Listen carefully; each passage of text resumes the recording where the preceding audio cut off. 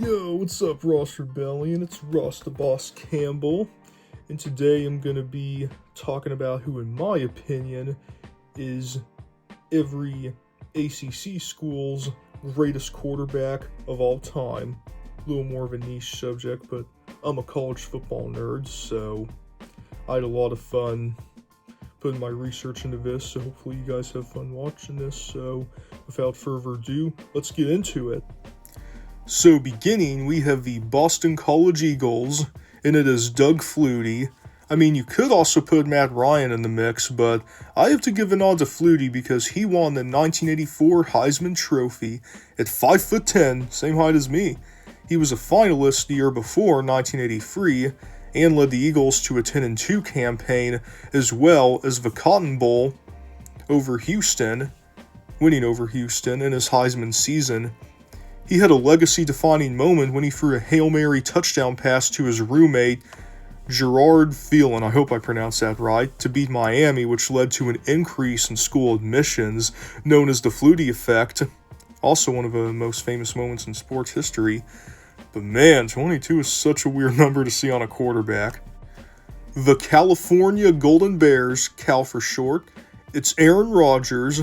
Before he became one of the greatest quarterbacks in NFL history, Rodgers was balling out in Berkeley as he led the Golden Bears to 2 winning seasons in 2003 and 2004, including a 10-2 season in 2004, as well as finishing 9th in Heisman voting.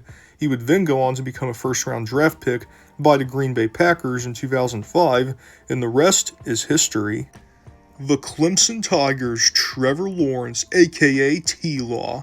You could also argue Deshaun Watson from an objective standpoint, but fuck that goddamn piece of shit Deshaun Watson, bro. T-Law has a good enough case anyway, as in 3 years as a Tiger, he won them a national championship in 2018, Natty runners-up in 2019 when they ran to that historically dominant LSU team, ACC Player of the Year and Heisman runner-up in 2020, and then was drafted first overall by the Jacksonville Jaguars in 2021, and has had a solid career with them.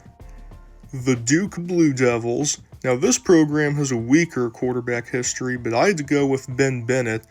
Gen Zers would be most familiar with Daniel Jones, who was a first-round pick, but was pretty mid in college, honestly. They also had Hall of Fame NFL QB Sonny Jurgensen way back when, but had bad passing numbers even for his era in the 1950s. I'd say overall it's Ben Bennett, as while his teams never had much success, he did win ACC Player of the Year in 1983 when he led the conference in passing yards and touchdowns. The Florida State Seminoles' Charlie Ward. You could also make the case for Chris Weinke and famous Jameis Winston, as they all have won national championships and Heisman trophies.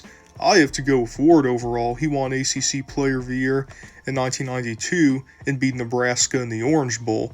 Then in 1993, he once again won ACC Player of the Year, as well as the Heisman, and beat Nebraska in the Orange Bowl once again. But this time, it also happened to be the national championship game to capture school their first ever natty. Love seeing him beat up on Nebraska on a consistent basis as a Mizzou fan. But funny enough, he went on to play pro in basketball instead of football, and played with Patrick Ewing on the New York Knicks. The Georgia Tech Yellow Jackets, Joe Hamilton. He was the starter all 4 years he was on campus, and had a great 1999 season where he won ACC Player of the Year and was Heisman runner-up just behind Wisconsin running back Ron Dayne, meaning he was considered the best quarterback in the nation. Not bad for a QB who was also 5'10", just like Flutie. Louisville Cardinals, my ACC team. Lamar Jackson. This was an easy choice, as in 3 years as a Cardinal, he won the Heisman Trophy in 2016, being the youngest to win the award at just 19 years old, making plays in the air and on the ground, and his last year in 2017 won his second straight ACC Player of the Year award, as well as being a Heisman finalist. Only ever guy besides Tim Tebow to finish at least top 3 in Heisman voting the year after his Heisman season, fun fact. Was a first-round pick by the Baltimore Ravens in 2018, and has had success in the pros, winning 2 MVP awards and becoming the greatest QB in their history. The Miami Hurricanes, Vinny Testaverde. The U has had a loaded QB history because you could also argue Gino Torretta, Ken Dorsey, and so on. I'm personally going with Vinny overall. He finished 5th in Heisman voting in 1985 and won the prestigious award in 1986 and was drafted 1st overall by the Tampa Bay Buccaneers in 1987. I mean, Vinny's main bugaboo is that he didn't win a national championship, smack dab in the middle of their dynasty, whereas Dorsey and Torretta did. Torretta also won the Heisman, fun fact, so I can understand if you consider one of them better, but to me, Vinny just has a slightly more impressive resume. The North Carolina Tar Heels, Drake May. You could also throw Mitch Trubisky in the conversation, but he really only had one good year, which tricked the Bears into thinking he was their franchise savior, but I digress. May had a Heisman-caliber season in 2022, finishing 10th in voting as well as winning ACC Player of the Year.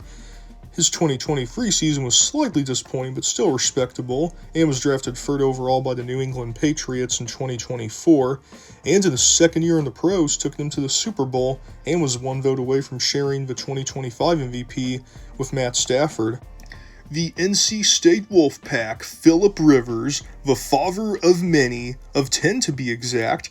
Rivers was the Wolfpack's QB all 4 years he was on campus, took them to a bowl in every single one as well, destroyed Notre Dame in the 2002 Gator Bowl, love to see it, and finished 7th in Heisman voting in 2003, as well as winning ACC Player of the Year.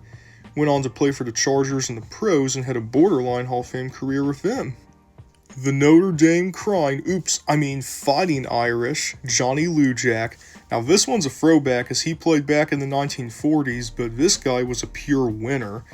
He won the Irish National Championship in 1943, then went off to fight in World War II, so salute to a soldier.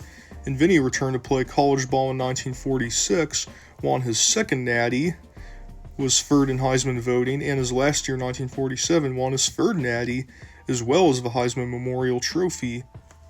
Nothing but a winner on and off the field. Pittsburgh Panthers, Pitt for short, Kenny Pickett. He was their QB1 for 4 seasons, including a great 2021 season, as he won ACC Player of the Year, leading the conference in touchdowns and completion percentage, was a Heisman finalist, and won the Panthers the ACC.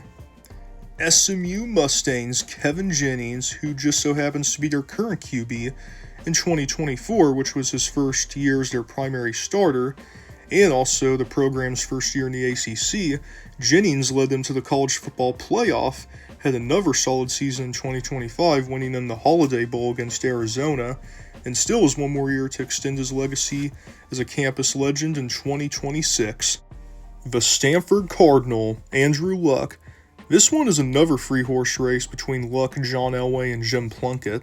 Plunkett won the Heisman. The Elway era didn't have much team success, but it didn't help that those teams had terrible defenses. But overall, it's Andrew Luck, as they were national title contenders of him, beat Virginia Tech in the 2010 Orange Bowl, and was the Heisman runner-up in 2010 and 2011, maybe the greatest QB in college to never win the Heisman, and was drafted 1st overall by the Indianapolis Colts in 2012 and had a respectable career with them.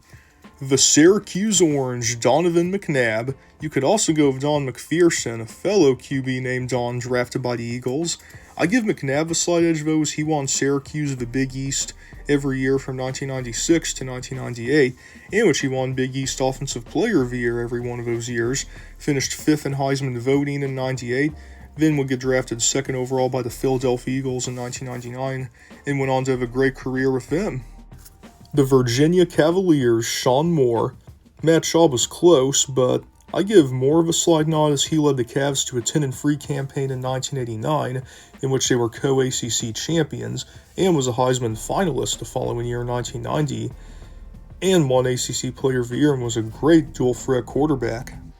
The Virginia Tech Hokies, Michael Vick, one of the greatest dual-threat QBs ever, led them to the Big East Championship and National Championship game in 1999, in which he was a Heisman finalist, won the Gator Bowl over Clemson in 2000, and finished 6th in Heisman voting.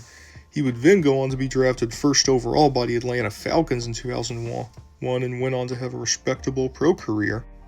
And last but not least, the Wake Forest Demon Deacons, Riley Skinner, probably would have been Sam Hardman if he didn't transfer to Notre Dame for his last year. It's Skinner's. He took them to an ACC championship in just his freshman year in 2006 and was a respectable QB for them throughout the rest of his tenure until 2009. That's it for the video, everyone. Thanks for watching. I also decided to include Notre Dame on here because, I mean, they're in the ACC and, you know, every other sport anyway, so I might as well include them in this video. So, yeah. Hope you guys enjoyed watching. I'm gonna do other videos like this for every other conference in college football. Might even do the group of 6 down the road, so stay tuned for that. Big 12 is coming up next. Peace.